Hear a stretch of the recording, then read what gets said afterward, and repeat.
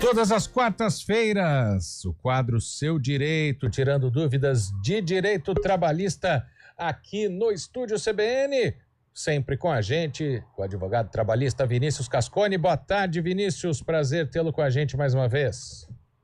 Boa tarde, Marco, boa tarde a todos os ouvintes da CBN Campinas. E aí, hoje tentamos por diversas vezes a conexão e não estava dando certo. Justamente que nós vamos falar do tema de hoje, né? O tema quando a gente está viajando ao trabalho.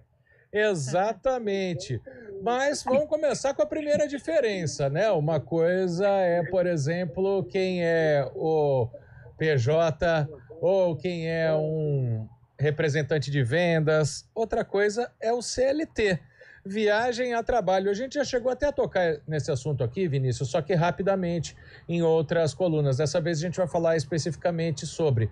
Tem várias nuances aí numa viagem a trabalho, né?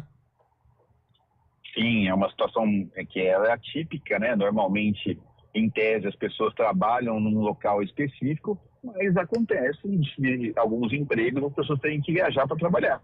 E aí tem condições que são diferentes. Doutor Vinícius, boa tarde. E o funcionário, né, contratado pelo regime CLT, ele é obrigado a fazer viagens a trabalho? Ele pode se recusar, dependendo ali da situação? Como é que funciona essa questão? Boa tarde, Tayla. Bom, na verdade, o que acontece? A questão de ser obrigado ou não depende muito do que está previsto no contrato de trabalho. Certo. Então,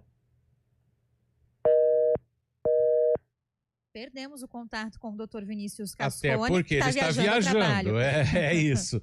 Vamos tentar refazer o contato aqui. Nilson Belisário já está buscando falar novamente com Vinícius Cascone, advogado trabalhista, e você vai mandando pra gente aqui sua dúvida, né? 19991869070. Você pode participar também pelo youtube.com/CBN Campinas. Vinícius Cascone está de volta. Qual era a questão, Tayla, sobre querer aceitar ou não viajar? Exato. Se o funcionário contratado pelo regime CLT é obrigado a viajar a trabalho, se ele pode se recusar, pode retomar a resposta, doutor. Então, Tayla, o que acontece? Na verdade, tudo vai depender do contrato de trabalho firmado. Eu sei que muitas pessoas não prestam atenção no contrato que assinam quando iniciam o seu trabalho. Vocês estão ansiosos, às vezes, para trabalhar e acabam assinando contrato de trabalho sem ler. Então, no contrato de trabalho, que é um documento muito importante, tem que estar previsto que podem ocorrer viagens. Se tiver essa previsão no contrato, aí o empregado é obrigado a fazer essas viagens. Então, nesse ponto específico, o empregado tem que cumprir o contrato de trabalho. Agora, vamos supor um fato diferente, porque não há previsão no contrato de trabalho e a empresa diga, olha, João, você precisa fazer uma viagem a trabalho. O João vai ter que concordar com essa viagem, porque não dá para a empresa determinar algo que seja diferente de uma alteração unilateral do contrato de trabalho. Não pode alterar sozinho esse contrato, da anuência do empregado. Então, se não tiver a previsão, aí tem que ter a concordância das partes.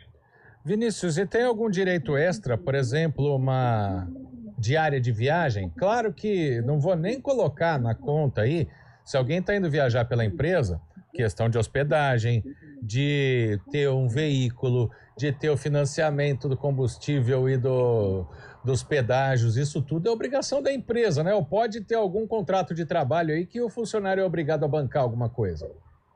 Bom, vamos lá. Todas as despesas desse deslocamento, se a pessoa está indo viajar a trabalho, devem ser custeadas pela empresa. Então, o empregado ele tem direito de receber aí ou um custeio prévio ou um reembolso dessas despesas. Né? É sempre importante dizer que o empregado não tem que ficar desembolsando dinheiro previamente. Então, se tiver alguma despesa que é, inclusive, fora do orçamento que o empregado poderia pagar, a empresa tem que fazer o pagamento antes ou fazer um adiantamento desses valores, justamente porque o empregado não pode custear o seu próprio trabalho. Essa é uma obrigação da empresa, do empregador. Então, esse é um ponto importante. Sobre o fato de que existem as chamadas previsões diárias, em algumas categorias, como por exemplo a motorista de transporte de carga, existem nas convenções coletivas firmadas entre os sindicatos de empregados e o sindicato dos empregadores, a previsão de receber uma diária por aquele deslocamento. Então, às vezes a diária serve para alimentação, ou para estadia, ou para alguma outra coisa excepcional também. Então, há um valor pré-fixado nessa norma coletiva, nessa convenção coletiva, que garante uma diária para esse empregado. Então, isso pode acontecer, sim, dependendo da categoria que esse trabalhador está inserido. Então, tem essas peculiaridades aí especificamente, por exemplo, no caso dos motoristas de carga, né, como eu frisei aqui. Agora, por outro lado, é importante relembrar que algumas despesas que ocorrem na viagem, às vezes não são reembolsadas. Por exemplo, a pessoa quer sair para ir num bar tomar cerveja. Isso não vai ser reembolsado, porque isso não é uma questão que é mais oriunda ao lazer do que justamente a própria alimentação daquele empregado. Então, o empregado pode sim exigir alimentação, já que está viajando, né? Mas, por exemplo, o uso de bebidas alcoólicas não vai ser reembolsado. Mas aí eu vou entrar num outro lado, claro que tira a bebida alcoólica da história. Por exemplo, se a pessoa trabalha em horário comercial, fora do domicílio, ela vai almoçar. Isso é a empresa, né, ela vai bancar. E o horário, por exemplo, do jantar, que seria uma espécie de horário de descanso, aí, claro, sem a bebida alcoólica, como é que faz? Aí nós vamos ter uma grande discussão, porque veja só, o empregado, se ele estivesse na sua casa, jantaria na sua própria casa. Então, não teria um custo além do que já estava pré-estabelecido no seu orçamento familiar. Por exemplo, o empregado tem uma família, ali acontece o jantar na sua casa e ele não teria um outro custo adicional. Como ele está fora, evidentemente ele vai ter um custo adicional, porque ele vai ter que comer em um restaurante, em algum outro local específico, né, ou no próprio hotel, inclusive, e aí esse custo, evidentemente, tem que ser direcionado para a empresa. Agora, doutor, uma outra discussão também, né? Muitas vezes esse funcionário que está em uma viagem a trabalho não tem um horário ali fixo, tem que ir em eventos, outros compromissos, né? Ele pode ganhar hora extra também, se ele tiver que cumprir compromissos de trabalho além da jornada normal? Então, vamos lá. Essa questão da jornada é um pouquinho mais complexa, porque justamente como é que você controla a jornada no trabalho externo? Isso é um problema. Então, evidentemente, isso é um fato aí que pode gerar uma dificuldade de controle dessa jornada efetivamente. Então, o que ocorre? O empregado, ele tem direito a exercer sua jornada de 8 horas, no caso que é a jornada regular, né, que é a regra no país, né, de 8 horas diárias, mas tem as exceções, que a gente já sabe, do regime 12/36 e outros tipos de jornada que existem, como jornadas inferiores, como de 6 horas, por exemplo. Mas no caso específico, o empregado vai cumprir a jornada de 8 horas. Agora, se ele ultrapassar essa jornada, evidentemente tem que ser pago como hora extra. E isso vale, inclusive, pelo período de deslocamento. Vamos supor que o empregado, por exemplo, vai fazer um trabalho em São Paulo, né, no dia de hoje, e ele saiu 6 horas da manhã da sua casa para chegar em São Paulo às 8. Esse período de trajeto é computado como jornada de trabalho, porque ele está fazendo uma situação que é atípica da sua jornada regular, do seu local de trabalho regular. Então, aí, evidentemente, que esse tempo tem que ser computado.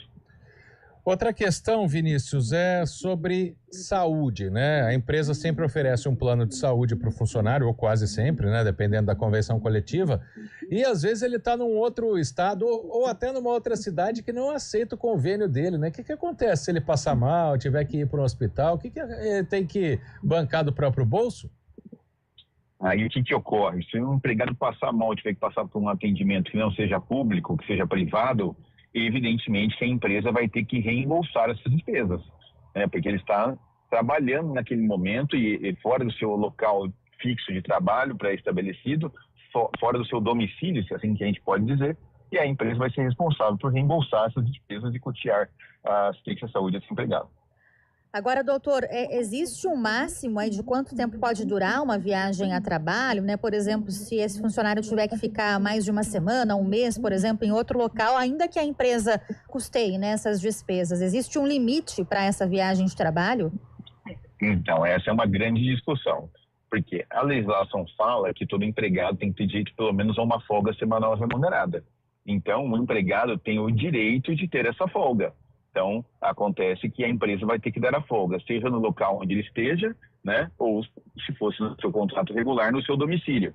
Então, a folga é garantida. A discussão que passa aí é justamente o seguinte: como a gente faz nas situações que às vezes acontece muito, por exemplo, já vi engenheiros de Minas, tem pessoal que trabalha com perfuração de petróleo, pessoal que trabalha principalmente em exploração de minerais e viajam inclusive para estados distantes, de ficar em meses, às vezes 1, 2 meses sem retornar para casa. Bom, primeiro a gente precisa ter a previsão expressa no contrato de trabalho de que isso já estava pré-estabelecido, porque alterar a rotina, a vida social de empregado, o empregado tem que ter prévio conhecimento disso. A gente não pode modificar essa rotina desse empregado sem que ele estivesse sabendo desse fato já na contratação, ou tenha feito um aditivo no seu contrato de trabalho que possa estabelecer aí essa mudança repentina da sua vida social. Então isso pode ser feito desde que seja acordado entre as partes. Vinícius, antes da gente te liberar, tem uma pergunta que não é exatamente sobre viagem a trabalho, mas o nosso ouvinte, o Sidney, está acompanhando aqui, então ele mandou a pergunta, eu vou repassar para ver se você pode ajudá-lo. Eu sou motorista de entrega. Raramente tiro 1 hora de almoço. Meu empregador diz que eu tenho que marcar 15 minutos na minha folha, mas eu não tiro. E eu não posso aumentar 1 hora a mais trabalhada no fim do dia. Está certo isso? Bom, vamos lá. A primeira coisa que é importante, se ele está contratado pelo regime CLT, tem uma carteira de trabalho, ponto. Evidentemente que aí a legislação é muito explícita nesse sentido, né, de que ele tem direito a um intervalo. Então, um intervalo de 15 minutos, se a jornada for até de 6 horas. Se ela for superior a 6 horas, aí tem que ser no mínimo 1 hora. Ela podendo ser até 2 horas. Então, primeiro você saber se está registrado. Segundo, qual a jornada dele, para saber se são 15 ou no mínimo 1 hora de intervalo. E aí, evidentemente, que isso tem que ser anotado sim. É importante estabelecer o intervalo, porque é uma norma de saúde do trabalhador. Né? As pausas são necessárias no trabalho para se alimentar e descansar. Então, isso é uma obrigação. O empregador tem o direito de cobrar que o empregado cumpra esse intervalo. E a mesma coisa, o empregado também, por consequência, também possui o direito de exigir que o intervalo aconteça. Doutor, uma outra dúvida, falando ainda sobre as viagens, né, a trabalho, o senhor já explicou que no caso de uma viagem ali excepcional, o deslocamento conta também como jornada de trabalho, né? Mas e aquele trabalhador que viaja todo dia, por exemplo, para trabalhar, de repente trabalha em uma empresa que fica em outra cidade, utiliza até aquele transporte fretado, né? Nesses casos, esse deslocamento também pode ser contado como jornada de trabalho ou aí já não caracteriza como uma viagem? Ela aí não é uma viagem de trabalho, é importante deixar claro, a não ser que a empresa tenha estabelecido, né? Acontece, eu vou dar um exemplo claro, teve uma montadora aí na região que é de Indaiatuba, uma montadora de veículos, que migrou para Sorocaba, né? Então nós temos uma situação excepcional aí, né, essa montadora que tinha sua planta em Indaiatuba e migrou para Sorocaba. Essa montadora utiliza empregados que moravam em Indaiatuba, né? Então que não foram transferidos, mas foi permitido, franqueado, que eles pudessem fazer esse deslocamento. Você entra num debate bastante interessante, que já que a empresa concedeu essa oportunidade para que o empregado pudesse continuar trabalhando em Sorocaba, você vai discutir ou não se esse tempo de deslocamento de Indaiatuba a Sorocaba é tempo de jornada de trabalho ou não. Né? Vai ter uma divergência, tem pessoas que vão entender que sim, outros que não, e juízes aí vão acabar julgando. Né? Mas o que ocorre hoje é que a gente chamava daquela chamada que a gente chama jornada e tempo à disposição, né? A jornada itinerary que a gente falava, que é uma jornada, né, que era o tempo de deslocamento da pessoa até a casa quando você não tem um transporte regular. Essa discussão foi suprimida na reforma trabalhista, né? Então houve um problema aí, justamente para os trabalhadores que trabalhavam em locais de difícil acesso ao transporte público e utilizavam desse direito, né, que é a jornada itinerary que a gente fala, para receber aí o tempo do deslocamento até a empresa. Agora, nessa situação específica que você me colocou, do empregado que apenas vai trabalhar em São Paulo, por exemplo, mora em Campinas, vai trabalhar em São Paulo porque arrumou um emprego em São Paulo, a empresa não é obrigada a pagar esse tempo, porque o contrato de trabalho foi firmado em São Paulo. Aí, evidentemente, que ele escolhe onde ele quiser morar, é o direito desse empregado, mas a empresa não é obrigada a custear esse deslocamento. Vinícius Cascone, advogado trabalhista, mais uma vez tirando todas as dúvidas dos nossos ouvintes aqui no quadro Seu Direito. Muito obrigado pela participação, Vinícius. Grande abraço. Até quarta-feira que vem. Eu que agradeço, Marco. Uma boa tarde a você e a Thalia e a todos os ouvintes. Antes de desligar, olha só o elogio da Ângela. Esse advogado é top. Obrigado, Ângela. Um abraço aí e até a próxima quarta-feira. Um abraço, doutor. Agora, 3h26, a gente vai para um intervalo bem rápido e já volta com mais informações.